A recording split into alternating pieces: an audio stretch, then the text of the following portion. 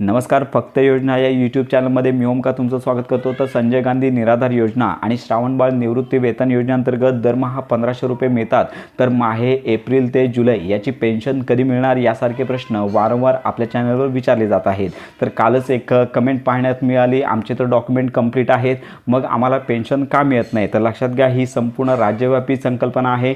म्हणजेच ही जी योजना आहे ती राज्यव्यापी आहे. संपूर्ण महाराष्ट्रामध्ये अजून काही तळागाळातील जे कॅन्डिडेट आहेत, जे वयस्कर किंवा वृद्ध नागरिक आहेत, यांच्याकडून ह्या डॉक्युमेंटची पूर्तता राहिलेली आहे. तर यामध्ये मोबाईल नंबर रजिस्टर असला पाहिजे, त्याचबरोबर आधार संलग्न बँक खाते, त्यानंतर KYC यासारख्या गोष्टी या ग्रामीण भागामध्ये अजून देखील पूर्ण झालेल्या नाही आहेत. त्यामुळे साधारणतः प्रत्येक जिल्हाधिकारी आहेत यांच्यामार्फत 15 मेपर्यंत मुदत देण्यात आली होती, परंतु हे कामं प्रलंबित राहिल्यामुळे आता 30 मेपर्यंत मुदत देण्यात आली आहे. तर याचबरोबर तलाठी आणि कोतवाल यांच्याकडे देखील ही कागदपत्रे तुम्ही सबमिट करू शकता.